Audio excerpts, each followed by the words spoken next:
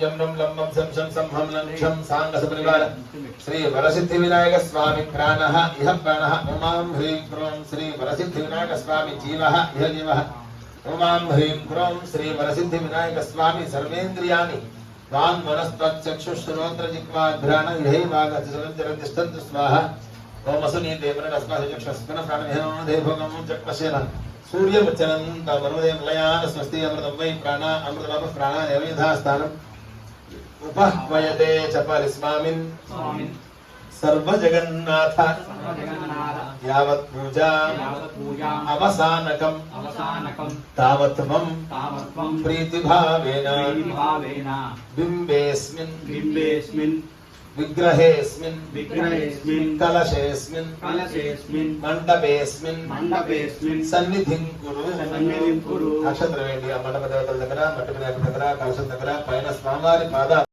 విపత్తి సంస్కృతిలో విఘ్నేశ ఇష్టార్థదః ఏకదంతం శూర్పకర్ణం గజవక్త్రం చతుర్భుజం పాశాంకుశధరం దేవం ధ్యాయేత్ సిద్ధి వినాయకం ఉత్తమం గణనాథస్య వ్రతం సంపత్కరం శుభం भक्ताभीष्टप्रदं तस्मात् ध्यायेत् तं विघ्ननायकं ध्यायेत् गजाननं देवं तप्तकाञ्चनसन्निभं चतुर्भुजं महाकायं सर्वाभरणभूषितं साङ्गसपरिवार श्री वरसिद्धिविनायक स्वामिने नमः ध्यायामि पेद्दापैन चक्का पुष्पाक्षतल वेंडी स्वामिवारिनि ध्यायामि ध्यानं समर्पयामि मरला पट्टुकोंडि गणानान्त्वा गणपतिं भवामहे कविं कवीनां उपस्रवस्तमम्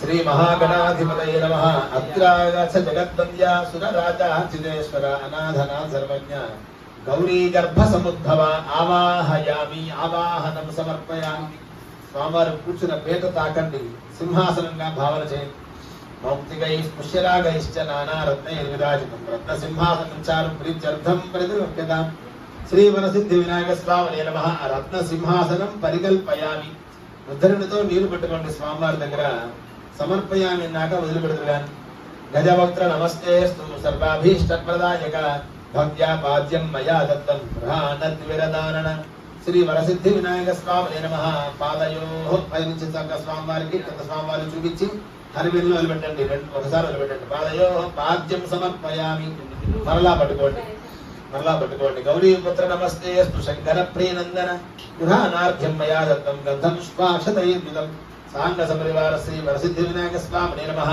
सगळ स्वामिवारी చేతులు చూపించి హస్తయోః అర్ఘ్యం సమర్పయామి మరలా పట్టుకోండి గజవక్త్ర నమస్తే సర్వాభీష్ట ప్రదాయక భక్త్యాపాద్యం మయా దత్తం ప్రధానద్విరదానన శ్రీ వరసిద్ధి వినాయక స్వామినే నమః ముఖే శుద్ధ ఆచమనీయం సమర్పయామి ఔపచారిక స్నానం ఇందాక పంచామృతం కలుపుతాం స్టీల్ గిన్నెలో చిన్న గిన్నెలో హాజరః చక్కగా అన్ని జరుగుతూ ఉండండి भद्रं दधातु ओम शांति शांति शांति ओम लं नमस्ते गणपतये त्वमेव प्रत्यक्षं तत्त्वमसि त्वमेव केवलं कर्तासि त्वमेव केवलं धर्तासि त्वमेव केवलं हर्तासि त्वमेव सर्वं खलुदं ब्रह्मासि त्वं साक्षादात्मासि नित्यं ऋतं वच्मि सत्यं वच्मि अवत्वं माम् अववक्तारम् अवश्रोतारम् अवदातारम् अवधातारम् अवानुचान अवशिष्यम् अवपुरस्तात् अवदक्षिणात्तात् अवपश्चात्तात् अवोत्तरात्तात् अवचोद्धात्तात् अवाधरात्तात् अवानुचानुष्यम् सर्वतो मां पाहि समन्तात् त्वं वाङ्मयस्तु चिन्मयः त्वम् आनन्दमयस्त्वं ब्रह्ममयः त्वं सच्चिदानन्दादितीयोऽसि त्वं प्रत्यक्षं ब्रह्मासि त्वं ज्ञानमयो विज्ञानमयोऽसि सर्वं जगदं तत्तो जायते सर्वं जगदं तत्तस्तिष्ठति सर्वजगदं तैर्यमेष्यति सर्वजगदं तै प्रचेति त्वं भूमिरापो नलो निलो नभः तं चत्वारि वाक्पदानि तं गुणत्रयातीतः तं देहत्रयातीतः तं कालत्रयातीतः त्वं मूलाधारे स्थितोऽसि नित्यं त्वं शक्तित्रयात्मकः तां योगिनोऽध्यायन्ति नित्यं त्वं ब्रह्मा त्वं विष्णुस्त्वं रुद्रस्त्वं इन्द्रस्त्वं अग्निस्त्वं वायुस्त्वं सूर्यस्त्वं चन्द्रमास्त्वं ब्रह्मभूर्भुवस्सुवरोम् अनादीन् स्वरोच्चार्य वर्णादीन् तदनन्तरम् अनुस्वारस्परतरः अर्धेन्द्रशतं तारेण रुद्धम् एतत्तव मनस्तु रूपं प्रकारस्पूर्वरूपम् अकारो मध्यमरूपम् अनुस्वारस्यानुरूपम् इन्दुरुत्तररूपं नादसन्धानं संहितासन्धिः सैषाकानेशी विद्या कनक ऋषिः निरुचरित गायत्री छन्दः श्री महागणपतिर्देवता ओम गं गणपतये नमः एकदन्ताय विद्महे वक्रतुण्डाय धीमहि तन्नो दन्तिः प्रचोदयात् इदन्तिग्रहस्तविभ्रामं पाशमुखशम् अभयं वरदं हस्तैर्धनुधरं रक्तं लम्बोदरं सकलमुद्वासं रक्तगन्धाविलिप्ताङ्गप्रकपुष्पे सुपूजितं भक्तान् कम्पनन्त्यर्थकारणमत्सकम् आविर्भूतं च सृष्ट्यादौ प्रकृतेः पुरुषात्परम् एवं धिया इति योनित्यं सयोगी योगिनां परः शुद्धोदकं चलति नमो व्रातपतये नमो गणपतये नमस्क्रमधपतये नमस्ते स्त्रम्बोदराय एकदन्ताय विघ्नविनाशिने संसदाय श्रीवरदमूर्तये नमो नमः भद्रं दधातु ॐ शान्तिः शान्तिः शान्तिः शुद्धोदकेन स्नापयामि स्नानानन्तरमाचमनीयं समर्पयामि कठिनवस्त्रान् ताकन्ति श्रीवरसिद्धिविनायकस्वामिने नमः वस्त्रद्वयं समर्पयामि स्वामिवार यज्ञोपवीतं ताकन्ति यज्ञोपवीतं यज्ञस्वामिवाరికి వేయండి यज्ञोपवीतं परमं पवित्रं प्रजापतेः यत्सहजं पुरस्तात् आयुष्यमग्रियं प्रथमं च शुभ्रं यज्ञोपवीतं फलमस्तु तेजः కదలకుండా స్వామివారు ఏదైతే కలశతో సహా వేసారు సరే అసలు గంధం అలంకారం చేయండి కింద పైన స్వామివారికి గంధము కుంకుమ గంధద్వారా అంతురాధర్ష నిత్యపుష్టాంగదేశినీం ఈశ్వరీం సర్వభూతానాం తామిహోపహ్వయే శ్రియం దివ్యశ్రీ చందనం సమర్పయామి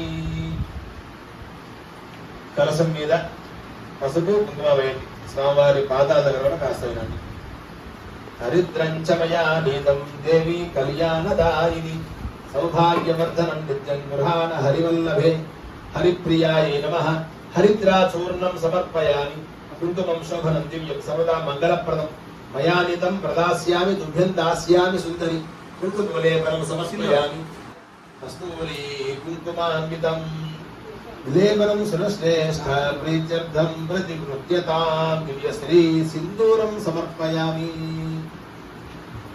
అక్షతృద్రాకుంకుమవేదాన్ గృహానత్వం సురప్రియ అక్షతాన్ సమర్పయామి రెండు పుష్పాలు వేయండి సుగంధీని చ పుష్పాని వాతకుంద ముఖాని చ ఏకవింశతి పత్రాన్ని గృహాన గణనాయక పుష్పాన్ని సమర్పయామి అంగ పూజాం కరిష్యే అక్షతలతో స్వామివారి పాదాల నుంచి శిరస్సు దాకా ప్రతి ఒక్క అవయవానికి పూజ చేస్తుండగా భావన చేస్తూ నమః అన్నప్పుడల్లా అక్షతలు వేస్తున్నాడు ఓం గణేశాయ నమః పాదం పూజయామి ఏకదంతాయ నమః గుల్ఫౌ పూజయామి శూర్పకర్ణాయ నమః జానుని పూజయామి విఘ్నరాజాయ నమః జగ్ధే పూజయామి ఆకువాహనాయ నమః ఊరుం పూజయామి కేరంబాయ నమః కటుం పూజయామి లంబోదరాయ నమః ఉదరం పూజయామి గణనాథాయ నమః నాభిం పూజయామి గణేశాయ నమః హృదయం పూజయామి స్థూలకంఠాయ నమః కంఠం పూజయామి స్కందాగ్రజాయ నమః స్కంధం పూజయామి పాశహస్తాయ నమః హస్తం పూజయామి గజవక్త్రాయ నమః వక్త్రం పూజయామి విఘ్నహంత్రే నమః కర్ణే పూజయామి నేత్రే పూజయామి శూర్పకర్ణాయ నమః కర్ణం పూజయామి కాలచంద్రాయ నమః విలాపం పూజయామి సర్వేశ్వరాయ నమః సర్వాణ్యంగాని శరః పూజయామి శ్రీ విఘ్నరాజాయ నమః సర్వాణి అంగాని పూజయామి ఏకవింశతి పత్రి పూజాం కరిష్యే సమూఢమస్య భాగం సురే ఓం సుముఖాయ నమః మాచీపత్రం పూజయామి ఓం గణాధిపాయ నమః బృహదీపత్రం పూజయామి ఓం ఉమాపుత్రాయ నమః బిల్వపత్రం పూజయామి ఓం గజాననాయ నమః ధూర్వారయుగ్మం పూజయామి ఓం హరసూనవే నమః దత్తూరపత్రం పూజయామి లంబోదరాయ నమః బదరీపత్రం పూజయామి గుహాగజాయ నమః అపామార్గపత్రం పూజయామి గజకర్ణకాయ నమః తులసీపత్రం పూజయామి ఆ కవర్లో ఓం తులసీపత్రం పూజయామి గజకర్ణకాయ నమః తులసీపత్రం పూజయామి ఏకదంతాయ నమః పుల్మాల వేసేది తులసిమాల వేసేది ఏకదంతాయ నమః చూతపత్రం పూజయామి వికటాయ నమః కరవీరపత్రం పూజయామి భిన్నదంతాయ నమః విష్ణుక్రాంతపత్రం పూజయామి పటవే నమః దానమీపత్రం పూజయామి సర్వేశ్వరాయ నమః దేవదారుపత్రం పూజయామి కాలచంద్రాయ నమః పరోగపత్రం పూజయామి హేరంబాయ నమః సిద్ధవారపత్రం పూజయామి శూర్పకర్ణాయ నమః జాతిపత్రం పూజయామి సురాగ్రజాయ నమః కంటకీపత్రం పూజయామి విభవక్త్రాయ నమః అశ్వత్థపత్రం పూజయామి వినాయకాయ నమః అగ్రపత్రం పూజయామి సురసేవితాయ నమః అర్కపత్రం పూజయామి శ్రీ గణేశ్వరాయ నమః ఏకవింశతి పత్రి పూజాం సమర్పయామి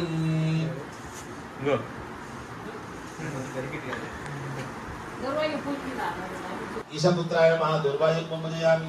సర్వసిద్ధిప్రదాయ నమః దుర్వాయుగ్మం పూజయామి. ఏకదంతాయ నమః దుర్వాయుగ్మం పూజయామి. విభవక్త్రాయ నమః దుర్వాయుగ్మం పూజయామి. మూషికవాహనాయ నమః దుర్వాయుగ్మం పూజయామి. కుమారగురవే నమః దుర్వాయుగ్మం పూజయామి. అష్టోత్తరశతనామార్చనం కరిష్యే.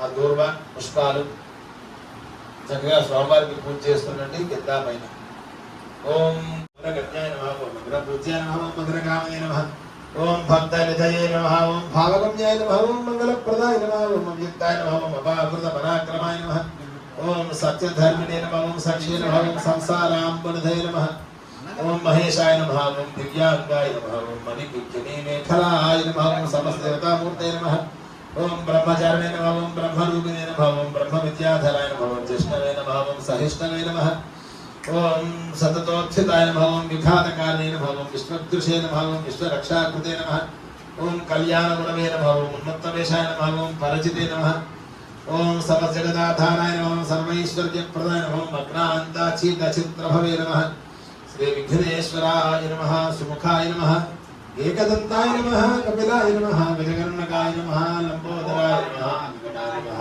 విఘ్నరాజాయ నమః, గణాధిపాయ నమః, ధూమకేతవే నమః, గణాధ్యక్షాయ నమః, భావచిత్రాయ నమః, గజాననాయ నమః, వక్రతుండాయ నమః, శూర్పకర్ణాయ నమః, హేరంబాయ నమః, స్కందోపాయ సమన్నవినాయిషే రద్ధాయోషి నతనో హరిషన్నస్తి మంజనో చంద్రస్య పదమున్నే గోపాయ కృపాలో వేసరిస్పదః అష్టాశతాశైర్హాన్యే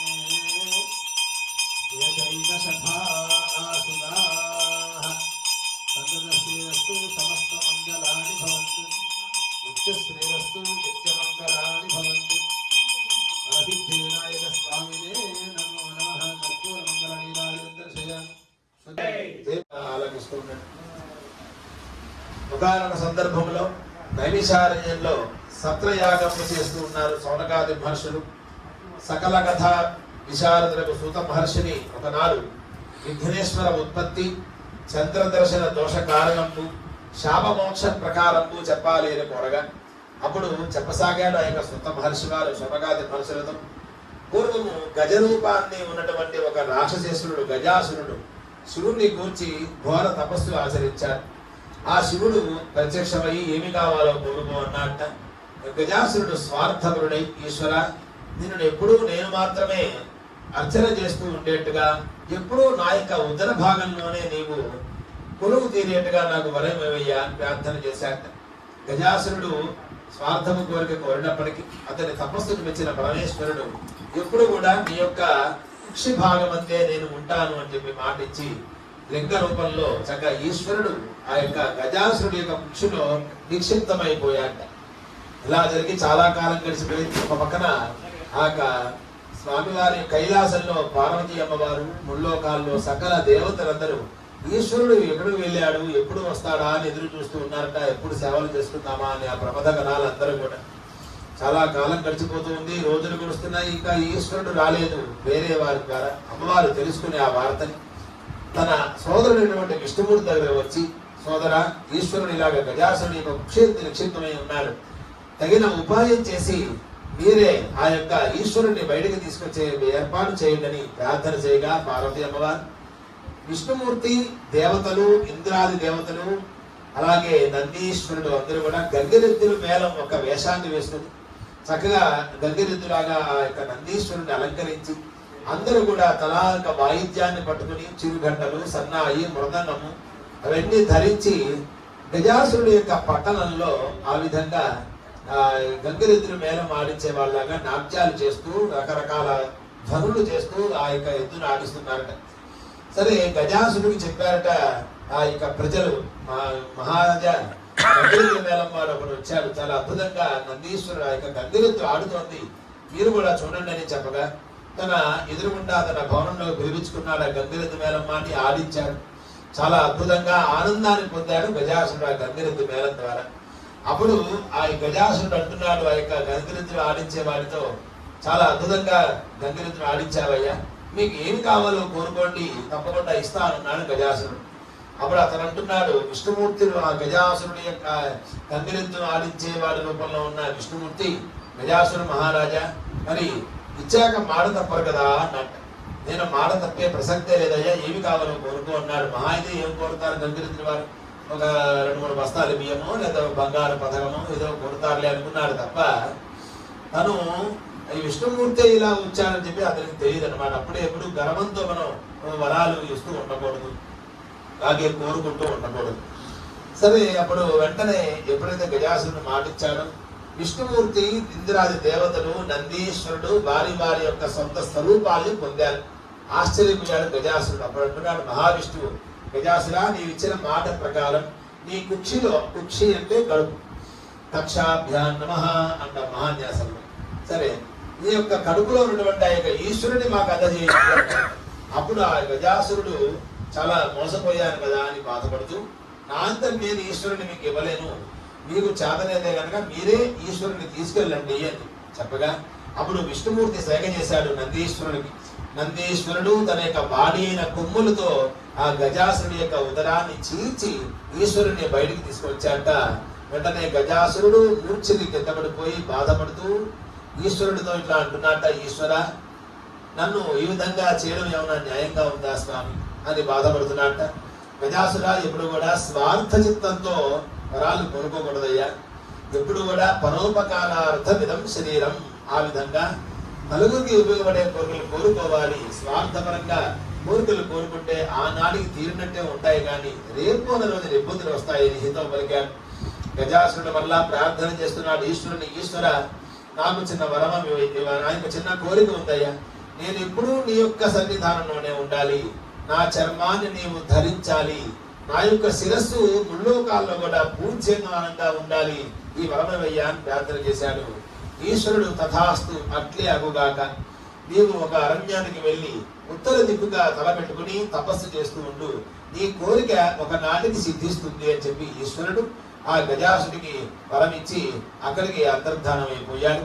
అలు విష్ణుమూర్తి ఈశ్వరుడితో అంటున్నాట, ఈశ్వర రాక్షసుడికి వరములు ఇచ్చినప్పుడు కాస్త ముందు వెనక ఆలోచించేవయ్యా, మాకు చాలా ఇబ్బందులు అవుతున్నాయని చెప్పాట ఈశ్వరుడు. ఈశ్వరుడితో విష్ణుమూర్తి.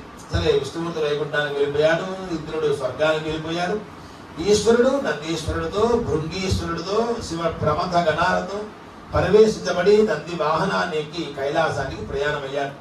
తన భర్త వస్తున్నాడు అనే విషయాన్ని తెలుసుకున్నటువంటి పార్వతి అమ్మవారు చక్కగా అప్పటిదాకా ఎట్లానో గడిపేసింది.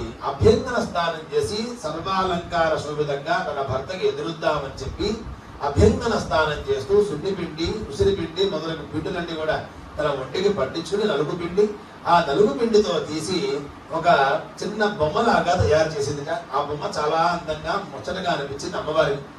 బొమ్మగానే ఉంటే ఇంత బాగుంది, నిజంగా ఈ యొక్క బొమ్మకి ప్రాణం పోస్తే ఇంకా ఎంత అందంగా ఉంటుందో అని చెప్పి అమ్మవారు ఆ యొక్క బొమ్మకి తన శక్తి చేత ప్రాణ ప్రతిష్టాపన చేయగా చిన్న బాలుడు లాగా ఆ బొమ్మ ప్రత్యక్షమైంది. చాలా సంతోషించింది అమ్మవారు. చక్కగా బాలుని హత్తుకుంది. ఆ బాలుడు కూడా అమ్మ అంటూ చక్కగా పిలుస్తున్నారు, చాలా ఆప్యాయంగా. అంతవరకు బానే ఉంది. పార్వతి అమ్మవారు అంటోంది బాలకుడితో ఒక చిన్న దండాన్ని ఇచ్చి, ఒక ఆయుధాన్ని ఇచ్చి, బాలక నీవు ఆ ద్వారపాలకుడిలాగా ద్వారం దగ్గర కాపలా కాస్తూ ఉండు, నేను అభ్యంతర స్నానం చేస్తాను, అప్పటిదాకా ఎవరిని లోపలికి అనుమతించకు అని అమ్మవారు ఆ బాలకుడిని ఆ ద్వారం దగ్గర నియమించి అమ్మవారు స్నానం చేస్తూ సిద్ధమవుతూ ఉన్నారు. బాలకుడు అటు ఇటు తిరుగుతూ ఎవరిని లోపల రాకుండా అమ్మ మాట ప్రకారం ఆనందించింది అమ్మ. ఎవరు లోపలికి వెళ్లకుండా అట్లా కాపలా కాస్తూ ఉన్నాడు బాలకుడు. ఈశ్వరుడు వచ్చాడు ప్రమథగణాలతో కైలాసానికి. కైలాసంలో అందరూ ఆగిపోయారు ప్రమథగణాలు. అమ్మవారి ఏకాంత మందిరానికి వస్తున్నాడు పరమేశ్వరుడు. వెంటనే అడ్డగించాలి బాలుడు. నీవెవరయ్యా వస్తున్నావు మా ఇంట్లోకి? లోపల మా అమ్మగారు స్నానం చేస్తున్నారు, ఎవరిని లోపలికి రానివ్వద్దన్నారు అని చెప్పాడు బాలకుడు. ఈశ్వరుడు చాలా నవ్వుతూ సంతోషంతో ఆనందంతో, బాలక నా ఇంట్లోకే నన్ను రావద్దంటున్నావే, నువ్వెవరు అని అడిగాట. నేనెవరినైతే నీకెందుకు, అసలు నువ్వెవరు చెప్పన్నట్ట ఈ బాలకుడు. నేను ఈ కైలాసానికి అధిపతిని, ఈశ్వరుణ్ణి అని చెప్పాట. నాకు నువ్వెవరో తెలియదు, నాకు తెలిసింది మా అమ్మ ఒకతే, కాబట్టి మా అమ్మ ఎవరిని రానివద్దంది కాబట్టి రానివద్దు అని నేను నిన్ను లోపలికి అనుమతి ఇవ్వను అన్నట్ట. కాబట్టి ఈశ్వరుడికి ఆ యొక్క బాలుడికి బాగా వాద ప్రతివాదాలు అయ్యాయి. ఈశ్వరుడికి వెంటనే కోపం వచ్చేయలేదు. ఆ బాలుడితో వాదం ఆడి ఆడి ఆడి ఏమీ చేయలేడు. వెంటనే ఆయుధాన్ని ప్రయోగించలేడు. ఇంకా బాలకుడు ఇక మితిమీరిపోతున్నట. తన తల్లి బలం ఇచ్చింది కదా, పార్వతీయమ్మ బలంతో ఈశ్వరుడు గెలవలేక ఇంకా తన త్రిశూలాన్ని తీసుకుని సంధించాడు ఆ బాలకుడి పైకి. బాలకుడి శిరస్సు ఖండించి ఆ తల మండం వేరుగా అయిపోయి నిశ్చేష్టుడై పడిపోయాడు ఆ యొక్క బాలకుడు. ఈశ్వరుడు లోపలికి వెళ్ళిపోయాడు. తన కోపాన్ని ఉపసంహరించుకుని చక్కగా భార్యతో మాట్లాడుతూ పార్వతీయమ్మ ఈశ్వరుడికి స్వాగతం పలికింది. చక్కగా పాద ప్రక్షాళన చేసి కుశలాలు అడిగి చక్కగా వాళ్ళు మాట్లాడుతున్న సందర్భంలో అమ్మవారి ఈ విధంగా చెబుతుంది, ఇలాగా ఒక పిల్లవాడిని తయారు చేశాను, చాలా అందంగా ఉన్నాడు, మీకు కనిపించాడా అని అడిగిందిట అమ్మవారు, ఆ యొక్క అయ్యవారు. అప్పుడు ఈశ్వరుడు చెబుతున్నాడు, కనిపించగానేమి చాలా నన్ను ఇబ్బంది కూడా పెట్టాడు, ఇలా పొరపాటు ఈ విధంగా చేయవలసి వచ్చిందని చెప్పాట ఈశ్వరుడు. అంటే అమ్మవారు చాలా బాధపడింది, కోపగించుకుంటూ నా పిల్లవాడు అలా చేస్తారా ఏమిటని చాలా బాధపడుతూ, నాకు ఎట్టి పరిస్థితుల్లో నా బాలకుడిని తిరిగి బతికించాల్సిన బాధ్యత మీదే అని చెప్పి పట్టుబట్టుకొచ్చింది ఆ యొక్క పరమేశ్వరుడు. పార్వతి ఒకసారి దేహం నుంచి శరీరం ఆ యొక్క తల వేరయ్యాక మళ్ళీ పెట్టడం కష్టం కదా, అర్థం చేసుకొని ఊరడించిన అమ్మవారు మాట వినే ప్రసక్తే లేక ఇంకా బాధపడుతూ ఉండగా అప్పుడు పరమేశ్వరుడు నందీశ్వరుని వారి ప్రవదగరాల్ని పంపించి ఎవరైతే ఉత్తర దిక్కుగా పడుకుని ఉంటారో వారి శిరస్సును ఖండించి తీసుకురండి అన్నట్ట పరమేశ్వరుడు. అందుకే మనం అప్పటి నుంచి ఉత్తర దిక్కు పెట్టి మనం పడుకునే అలవాటు మనం సహజంగా పెట్టుకోము. గజాసురుడు ఆ యొక్క అడవిలో ఉత్తరముఖంగా పడుకుని ధ్యానం చేస్తూ ఈశ్వరుడు ధ్యానం చేస్తూ ఉన్నాడు. నందీశ్వరుడు శివుడి ఆజ్ఞ ప్రకారం ఆ గజాసురుడు తలగాని తీసుకువచ్చారు. ఆ గజాసురుడు యొక్క తల శిరస్సుని ఆ బాలుకుడు సరిపడేట్టుగా తయారు చేసి ప్రాణ ప్రతిష్టాపన చేసి అతికించారట. అప్పటి నుంచే మనం ఆ యొక్క స్వామివారిని గజాననుడు గజముఖుడు అని మనం పిలుస్తూ ఉంటాం. జై బోలో గణేశ భగవానుకి జై. చక్కగా ప్రాణ ప్రతిష్టాపన చేశారు. ఇంత ముందు కంటే ఇంకా చాలా అందంగా ఉన్నట్ట, చాలా విచిత్రంగా ఉన్నట్ట. చక్కగా అమ్మవారు చాలా సంతోషించింది, చక్కగా వాడేసుకుంది, బాగుంది. అందరూ కూడా సకల దేవతను పునర్జన్మనిత్యావయ్యా నీవు అని చెప్పి మరలా అనేక వరాలు ఆ యొక్క గణపతికి. అప్పటిదాకా గణపతి అని పేరు లేదు. గజముఖుడు, గజాననుడు లేదా పార్వతీ నందనుడు అంటే ఇంకా గణపతి అవల, వినాయకుడు అవల. ఆ విధంగా ఆ గణేశ ఉత్పత్తి జరిగింది. ఇలా కొంతకాలం గడిచాక దేవతలందరూ కూడా కైలాసానికి వచ్చి ప్రార్థన చేశారట పార్వతీ పరమేశ్వరుడిని. గణములందరికీ కూడా ఒక గణపతి కావాలి. గణపతి అంటే గణము అనగా ఒక సమూహం అంటే గ్రూప్. ఆ గ్రూపుని ఎలా ముందుకు తీసుకెళ్ళాలి, ఎలాగా పాలించాలి అనేటువంటి ఒక లీడర్ కావాలయ్యా మా అందరికి, ఆయన్నే గణపతి అంటాం. కాబట్టి మాకు గణపతిని మీకు ఇద్దరు కుమారుల్లో కుమారస్వామిని కానీ వినాయకుడిని కానీ మాకు ఏర్పాటు చేయాలి అని ప్రార్థన చేయగా ఈశ్వరుడు ఇతరులో ఎవరికి ఇవ్వాలో తెలియక ఒక పరీక్ష పెట్టాడు. ఓ కుమారస్వామి కుమారులారా, ఎవరైతే ముల్లోకాల్లో ఉన్న అన్ని పుణ్య నదుల్లో స్నానం చేసి ముందుగా నా దగ్గరికి వస్తారో వారికి యొక్క గణాధిపత్యం ఇవ్వబడుతుంది అని చెప్పి ఆ యొక్క చిన్న పరీక్షను పెట్టాట, పందాన్ని పెట్టాడు. వెంటనే కుమారస్వామి అతివేగంగా తన మయూర వాహనాన్ని ఎక్కి నదిలో స్నానం చేయడానికి వెళ్ళిపోయాట. ఇక ఈ స్వామివారేమో చూస్తే కొంచెం లంబోదరుడు, మరుగుజ్జుగా ఉంటాడట. అలాగే మూషిక వాహనాన్ని ఎక్కి ఎంత వేగంగా వెళ్ళగలడు. అప్పుడు అంటున్నాట, తండ్రి నీవు కావాలనే నేను గెలవలేనని చెప్పి కుమారస్వామిని గెలుస్తాడు కాబట్టి తనకి ఆధిపత్యాన్ని పరీక్ష పెట్టకుండానే ఇవ్వచ్చు కదా, నన్ను ఎందుకు ఇట్లా అపహాస్యం చేయడమని బాధపడ్డాట. అప్పుడే వచ్చాడు నారద మహర్షి, వినాయక నీవు బాధపడకయ్యా, ఎవరైతే నారాయణ మంత్రాన్ని జపిస్తూ తల్లిదండ్రుల చుట్టూతా ముమ్మార్లు ప్రదక్షిణం చేస్తారో, తల్లిదండ్రుల పాద సేవ చేస్తారో నిత్యము వారికి ఆ పుణ్యనదులలో అన్నింటిలో స్నానం చేసిన ఫలితం వస్తుందయ్యా. కాబట్టి నీవు వెంటనే నారాయణ మంత్రాన్ని జపిస్తూ నీ తల్లిదండ్రుల చుట్టూ ముమ్మార్లు ప్రదక్షిణ చేసి వారి పాదాలు కలిగి వారికి సాష్టాంగ నమస్కారం చెయ్యయ్యా, తప్పకుండా నీకే ఏంటో ఆ ఫలితం తెలుస్తుంది అని చెప్పారు నారద మహర్షి గారు. వెంటనే ఆ యొక్క గజాననుడు ఆయన బాలకుడు నారాయణ మంత్రాన్ని జపిస్తూ ఆ ఈశ్వరుడు పార్వతీ అమ్మవారి చుట్టూతా 3 సార్లు ప్రదక్షిణ చేసి వాళ్ళకి నమస్కారం చేశాక కైలాసంలోనే ఉన్నాడు. కుమారస్వామి ఒక నదిలోకి స్నానం చేద్దాము అని దిగుతుండగా ఆ నదిలో నుంచే స్నానం చేసి ఎదురు వచ్చేవాట వినాయకుడు, ఆ యొక్క గణపతి. ఆశ్చర్యపోతున్నాడు. ప్రతి నది దగ్గర ఇదే సన్నివేశం జరుగుతుందిట, ఎట్లాగా ఇది సాధ్యము అని ఆశ్చర్యపోతూ కైలాసానికి వచ్చాడు. అప్పుడు తీరా చూస్తే అన్నగారు అక్కడే ఉన్నారు. ఏమిటి ఇందులోని హాస్యం అర్థం కావట్లేదు చెప్పి అప్పుడు తెలుసుకున్నాడు. తల్లిదండ్రులకు ఫలితం ఎలా ఉంటుంది, ఆ వాళ్ళకి సేవ చేస్తే ఉండే ఫలితం ఏంటనేది అప్పుడు తెలుసుకున్నాడు కుమారస్వామి. అప్పుడు చెప్పాడు స్వామి, తండ్రి అన్నగారికే ఈ యొక్క గణాధిపత్యాన్ని ఇవ్వండి అని కుమారస్వామి కూడా చెప్పగా, అప్పుడు ఆ బాలకుడికి గజాననుడికి సకల గణములకు ఆధిపత్యాన్ని ఇచ్చారు కాబట్టి గణపతి, గణాధిపతి. అలాగే అన్నిటికి నాయకుడు అయ్యాడు, అందుకే వినాయకుడు. నాయకుడు అంటే నాయకుడు, వినాయకుడు అంటే ఇక నాయకుడి పైన ఇంకెవరు లేదు, ఆయనే అల్టిమేట్ లీడర్ అన్నమాట, వినాయకుడిగా. అప్పటి నుంచి ఆయనకి చక్కగా ఆ హోదా వచ్చింది. చక్కగా పట్టాభిషేకం చేశారు పార్వతీ పరమేశ్వరులు సకల దేవతలు. అప్పటి నుంచి ఆయనకి గణపతిగా నామాన్ని ఆ యొక్క దేవతలను కూడా అందజేశారు. జయ బోలో గణపతి భగవానుకి జై. ఎవరైనా సరే ఒక పదవిని అలంకరించాక అందరూ వచ్చి ఆ యొక్క విశేష చెబుతూ ఉంటారు, ఏవో బహుమానాలు ఇస్తూ ఉంటారు కదా. అలాగే అందరూ అన్ని లోకాలకి గణపతిని ఆహ్వానించారు. అన్నది లోకాలకి వెళ్ళాడు గణపతి. అందరిలో కూడా వారు పెట్టిన ఆయనకి ఇష్టమైన నైవేద్యాలు, ఆవిరి కుటుంబలు, ఉండ్రాళ్ళు, మోదకాళ్ళు, లడ్లు అవన్నీ కూడా చక్కగా తను తిని కొన్ని మోషికానికి ఇచ్చి అలాగా కొంచెం భుక్తాయాసంతో సాయంత్రం సమయానికి కైలాసానికి చేరుకున్నట్ట. కైలాసంలో పార్వతీ పరమేశ్వరులు కూర్చుని ఉన్నారు. వారిద్దరికి సాష్టాంగ నమస్కారం చేద్దామని చెప్పి ప్రయత్నం చేసే లోపే కొంచెం పొట్ట సహకరించక చాలా ఇబ్బంది పడుతూ ఉన్నాడు. తల ముంచి నమస్కారం చేశాడు. తల్లిదండ్రులకు నమస్కారం తెలియజేయగా అప్పుడు ఈశ్వరుడు యొక్క శిరస్సు పైన చంద్రుడు ఉన్నాడు కదా, ఆయన బాలచంద్రుడు, గణపతి బాలచంద్రుడు, ఈశ్వరుడేమో చంద్రమౌళి అంటాం అన్నమాట. చంద్రుడు పక్కుమని నవ్వాట. ఏమయ్యా అంత ఇబ్బంది పడుతూ ఎందుకు నమస్కారం చేయడం, అంత వరిగా తిరగకపోతే ఏమైంది అన్న విధానం నమ్మగా దిష్టి పెట్టేసరికి ఆ యొక్క వినాయకుడి యొక్క కడుపు పగిలి తిన్న కుటుంబాలన్నీ కూడా నేలపాలైపోయాట. మూర్ఛిల్లి కింద పడిపోయారు ఆ యొక్క వినాయకుడు. వెంటనే అమ్మవారు చాలా కోపగించి ఒక సర్పబంధాన్ని ఆ యొక్క గణపతికి పొట్ట కట్టి, ఏమా చంద్ర అందంగా ఉంటావనా, నీకింత పొగలు, నేటి నుండి నీ యొక్క అందాన్ని అంటే నిన్ను ఎవరు చూస్తే వాళ్ళు నీలాపనిందరికి గురి అవుతారు అని చెప్పి చెప్పించిందిట ఆ యొక్క పార్వతీ అమ్మవారు. వెంటనే చంద్రుడు సాష్టాంగ నమస్కారం చేశాడు అమ్మవారికి. అలాగే సకల దేవతలు కూడా జగదంబ శాంతించవమ్మ, నీ కుమారునికి ఏమీ కాలేదు, నీ కుమారుని వల్ల తెలివి వచ్చేట్టుగా అందరూ అనుగ్రహించారు. లేచి నిల్చున్నారు గణపతి. సూర్యుడు చంద్రుడు కూడా ఇద్దరు ఈ ప్రపంచానికి చాలా ముఖ్యులమ్మ. వారిద్దరిని చూడకపోతే ఇక ప్రపంచం నడవదు కదా, కాబట్టి శాపానికి ఉపసంహారం చెప్పు అని చెప్పి ప్రార్థన చేయగా సంవత్సరం మొత్తం చూసినా ఇబ్బంది లేదు. ఎప్పుడైతే గణాధిపత్యం వచ్చిందో ఆ రోజే వినాయక చవితి అంటాం.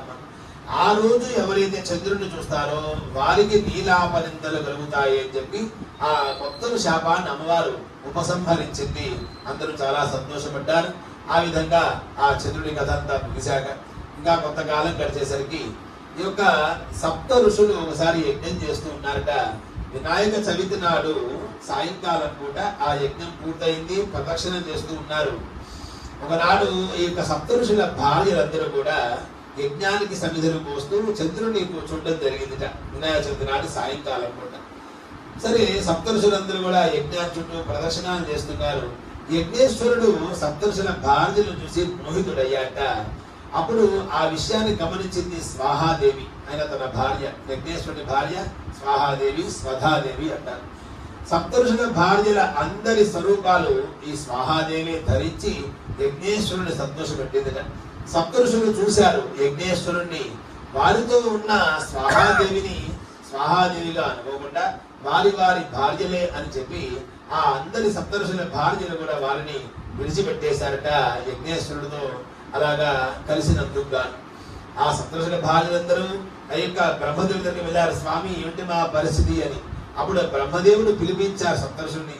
సప్తఋషులారా, మీరు ఏమీ కంగారు పడక్కర్లేదు, తప్పుగా అనుకోగలదయ్యా, జరిగిన విధానం ఇది.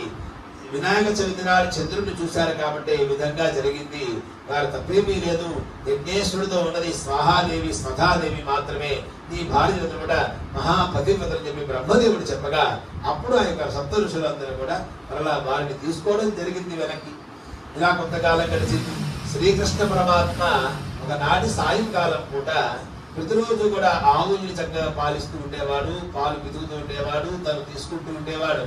వినాయక చవితి నాడు సాయంకాలం పూట ఆవు పాలు పితుకుతూ ఆ పాల గిన్నెలో ఉన్నటువంటి పాలలో చంద్రుడి యొక్క బింబాన్ని చూశాట శ్రీకృష్ణ పరమాత్మ.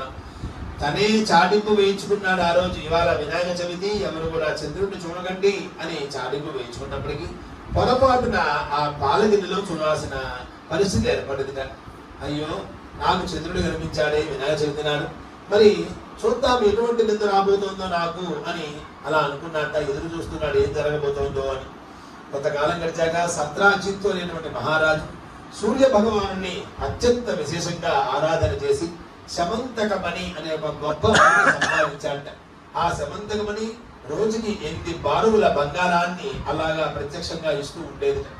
ఆ బంగారాన్ని సద్వినియోగం చేస్తూ ఉండేవాడు. శ్రీకృష్ణ పరమాత్మ ఒకనాడు సత్రాజిత్తు యొక్క మహారాజ్యానికి వచ్చాడు. వచ్చి, సత్రాజిత్తు, నీకు ఆ శమంతకం నీకంటే నాకెంతో ఉపయోగంగా ఉంటుందయ్యా, నా ప్రజలకి సద్వినియోగం చేస్తాను అని ఆ మణిని తనకివ్వమని అడిగాడు శ్రీకృష్ణ పరమాత్మ సత్రాజిత్తుని. సత్రాజిత్తు దానికి అంగీకరించలేదు. ఇది నేను కష్టపడి సంపాదించుకున్నాను, నేను కూడా సద్వినియోగమే చేస్తున్నాను అని చెప్పి శ్రీకృష్ణ పరమాత్మకి ఆ మణిని ఇవ్వను అని చెప్పేశాడు. శ్రీకృష్ణ పరమాత్మ సరే నీ ఇష్టం అని చెప్పేసి తన ద్వారకి తన నగరానికి తను వచ్చేశాడు. కొంతకాలం గడిచాక సత్రాజిత్ యొక్క తమ్ముడు ప్రసేనుడు శమంతకమణిని తలలో దాని మెడలో వేసుకుని అడవికి వెళ్ళాట వేటాడడానికి. మణి అంటే ఎర్రగా చక్కగా మాంసం ఖండంలాగా చక్కగా వెలిగిపోతూ ఉండేది ఆగా శమంతకమణి. ఒక సింహము ఆ మణిని చూసి మాంసఖండముని భ్రమించి ఆ ప్రసేనుడిని సంహరించి ఆ శమంతకమణి తన నోట్లో కరుచుకుని అలా వెళ్ళిపోతూ ఉంది. ఇలా కొంత దూరం వెళ్ళాక సింహానికి ఆ యొక్క మణి కొనక్కడానికి ఆవశ్యంగా లేదుట అది. కాబట్టి మణి గట్టిగా ఉంది, దాన్ని ఇబ్బంది పెడుతూ కొరుకుతూ ఉంది. ఈలోపే ఒక భల్లూకం వచ్చింది, అంటే ఎలుగుబంటి. ఆయనే జాంబవంతుడు. జాంబవంతుడు వచ్చి సింహం నోట్లో ఏదో మణి ఉన్నట్టుంది, అది నా కుమార్తెకి ఇస్తే బాగుంటుంది, చక్కగా జాంబవతి దాంతో ఆడుకుంటుందని చెప్పేసి ఆ సింహాన్ని ఒక జాంబవంతుడు చంపేసి ఆ శమంతకమణిని తీసుకుని తన కుమార్తెకి అలంకరించాట. చాలా సంతోషించింది ఆ జాంబవతి. ఇలా కొంతకాలం గడిచింది. ఒక పక్కన వేటకు వెళ్ళినటువంటి ప్రసేనుడు ఇంకా రాలేదు. ఎందుకు ఇలా జరిగిందని చెప్పి ఆ సత్రాజిత్తు అడవికి వచ్చాట. తీరా చూస్తే ప్రసేనుడి యొక్క కళేబరం అక్కడ కనబడింది. అయ్యో తమ్ముడా, చనిపోయావని చాలా బాధపడ్డాడు. శ్రీకృష్ణ పరమాత్మ శమంతకమణిని అడిగాడు, తనకి ఇవ్వలేదు అని కోపంతో తన తమ్ముడిని చంపి శమంతకమణిని అపహరించాడు అని చెప్పి అపనింద వేశాడు శ్రీకృష్ణుల మీదే. వెంటనే ప్రచారం అయిపోయింది, ద్వారకా నగరం అంతా ప్రచారం అయిపోయింది. శ్రీకృష్ణ పరమాత్మ చెవిలో పడింది విషయం అంతా కూడా. సత్రాజిత్తుని కలిశాడు. సత్రాజిత్తు, నేనేమి చేయలేదయ్యా చెప్పినా, మరి ఎవరు చంపారు నా తమ్ముడిని? నీవే కదా ఆ రోజు అడిగావు సంబంధమని, కాబట్టి నీవే అని దాని మీద నింద వేసేసరికి తను నింద నిరూపించడం కోసం ఆ యొక్క ఎవరు తీశారో కనుక్కోవాలి, ఆ నిందని తను మాపుకోవాలి. కాబట్టి ఆ యొక్క శ్రీకృష్ణ పరమాత్మ ఆ అడవికి వెళ్ళాడు. తన సపరివారం అంతా కలిసి ఆ ప్రసేనుడు కలేబరం దగ్గర అక్కడి నుంచి కొంత దూరం వరకు సింహపు కాలుచార్లు కనిపించాయి. అలా దాన్ని అనుసరిస్తూ వెళ్ళేసరికి అక్కడ సింహపు కలేబరం కనిపించింది. సింహపు కలేబరం నుంచి ఒక ఎలుగుబంటి యొక్క అడుగుజాడలు కనిపించాయి. అవి కూడా అనుసరిస్తూ వెళ్ళేసరికి జాంబవంతుని యొక్క గుహలోకి అది దారి చూపించింది. ఆ గుహలోకి వెళ్ళేసరికి జాంబవతి యొక్క అలంకారంగా ఉంది ఈ యొక్క శమంతకమణి. ఆ మణిని తీసుకుపోతూ ఉండగా అప్పుడు జాంబవంతుడు వచ్చాడు, అడ్డగించాడు. ఎవరవయ్యా నువ్వు నా ఇంట్లోకి వచ్చి నా కుమార్తె యొక్క ఆభరణాన్ని అపహరిస్తున్నావు ఏమిటని చెప్పి భీకరంగా శ్రీకృష్ణుడు జాంబవంతుడు 18 రోజుల పాటు పుష్టిఘాతాలతో చెట్లతో గదా యుద్ధాలు చేసుకుంటూ ఉన్నట్ట. ఎప్పుడు కూడా జాంబవంతుడు అసలు యుద్ధంలో అలసిపోట, కానీ 18 రోజులు అయ్యాక బాగా అలసిపోయి, మహానుభావ ఎవరు నీవు, నాతో ఇప్పటిదాకా ఎవరు ఇంతసేపు యుద్ధం చేయలేదే, ఎవరు నీవు అడగగా అప్పుడు చెబుతున్నాడు శ్రీకృష్ణ పరమాత్మ జాంబవంత, నీవు త్రేతాయుగంలో మనం రావణ యుద్ధం జరిగినప్పుడు నీవు నా దగ్గర వరం కోరావయ్యా, రామచంద్ర నీతో ఎప్పటికైనా యుద్ధం చేయాలయ్యా అని అడిగావు. కాబట్టి ఆ వరాన్ని ఈ యుగంలో శ్రీకృష్ణావతారంలో నేను నీకు తీర్చాను అని చెప్పాట. గుర్తు వచ్చిందంటే జాంబవంతుడికి జగద్రక్షగా రామచంద్ర శ్రీకృష్ణ పరమాత్మ నమస్కారం స్వామి అని చెప్పి క్షమించమని చెప్పి నమస్కారం చేసి ఆయనకి నమస్కారం చేసి ఆ శమంతకమణితో పాటు జాంబవతిని కూడా ఇచ్చి వివాహం చేసి పంపించాట. చాలా సంతోషంగా శ్రీకృష్ణ పరమాత్మ ఈ యొక్క శమంతకమణి ఏ విధంగా ఇలా జరిగింది అని మొత్తం వివరం చెప్పాడు సత్రాజిత్తుకి, అందరి ప్రజలకి. ఎందుకు ఇలా జరిగింది కూడా చెప్పాట. నేను వినాయక చవితి నాడు చంద్రుని చూశాను కాబట్టి ఈ విధంగా జరిగిందని చెప్పారు. అందరూ అడిగారు, ప్రజలందరూ అడిగారు శ్రీకృష్ణ పరమాత్మ నీవు దైవానివి కాబట్టి ఆ అపనిందను నువ్వు పోగొట్టుకున్నావయ్యా, మరి నాలాంటి మనుషుల పరిస్థితి ఏంటి అని అడగగా, అప్పుడు ఇక శ్రీకృష్ణ పరమాత్మ ఎవరైతే వినాయక చవితి నాడు శమంతకమణి ఉపాఖ్యానాన్ని చక్కగా శ్రద్ధగా విని వింటారో, ఆ అక్షతల్ని తల మీద వేసుకుంటారో, వారికి పొరపాటున చంద్రుడిని దర్శనం చేసినా ఇటువంటి దోషాలు నీలాపనిందలో ఉండవు అని చెప్పి శ్రీకృష్ణ పరమాత్మ సాక్షాత్ వరం ఇచ్చాట. సత్రాజిత్తు చాలా సంతోషించాడు, తన తప్పు తెలుసుకున్నాడు. శ్రీకృష్ణ నన్ను క్షమించవయ్యా, నేటి నుండి ఈ శమంతకమని నీదే, అలాగే నా కుమార్తెటువంటి సత్యభామాదేవిని కూడా నీకు ఇచ్చి వివాహం చేస్తున్నా అని చెప్పి అంగరంగ వైభవంగా శ్రీకృష్ణ పరమాత్మ ఆ జాంబవతిని అలాగే ఈ సత్యభామాదేవిని వివాహం చేసుకున్నాడు. శమంతకమణిని తన దగ్గర ఉంచుకుని దానికి వచ్చే బంగారంతో అందరిని చక్కగా సుభిక్షంగా చక్కగా పాలిస్తూ ఉన్నారు. ఈ విధంగా అందరూ కూడా అప్పటి నుండి ప్రతి సంవత్సరం వచ్చినటువంటి భాద్రపద శుద్ధ చతుర్థి నాడు వరసిద్ధి వినాయక వ్రతాన్నాచరించి చక్కగా స్వామివారి యొక్క పరిపూర్ణ కృపా కటాక్షాలకి పాత్రలు అవుతున్నారు. అందరికీ స్వామివారి అనుగ్రహం పరిపూర్ణంగా లభిస్తూ వచ్చింది. నేడు మీకు మీ అందరికీ కూడా శ్రీ లక్ష్మీ గణపతి స్వామివారి, శ్రీ వరసిద్ధి వినాయక స్వామివారి పరిపూర్ణ కృపా కటాక్షాలు కలిగి మన సమస్త కామ్యాలు అత్యంత త్వరితగతిన స్వామివారు నెరవేర్చాలి అని, ఇటువంటి అనేక కార్యక్రమాలు చేసినటువంటి శక్తి ఓపిక మనకి ప్రసాదించాలని చెప్పి స్వామిని మనస్ఫూర్తిగా మరొకసారి మనసులో ప్రార్థన చేస్తూ, స్వస్తి ప్రజాభ్య పరిపాలయంతాం న్యాయేన మార్గేణ మహీషాః గోబ్రాహ్మణేభ్య శుభమస్తు నిత్యం లోకాః సమస్తాః సుఖినో భవంతు సర్వే జనాః సుఖినో భవంతు సమస్తన్మంగళాని భవంతు. అక్షతుల కలగద్దుని మీ హృదయం దగ్గర పెట్టుకుని మీ మనసులో కోరిక స్వామివారి చెప్పుకుని 2 అక్షతలు స్వామివారి దగ్గర 2 మీ మీద వేసుకోండి. అందరూ కూడా జై బోలో గణేశ భగవానుకి జై.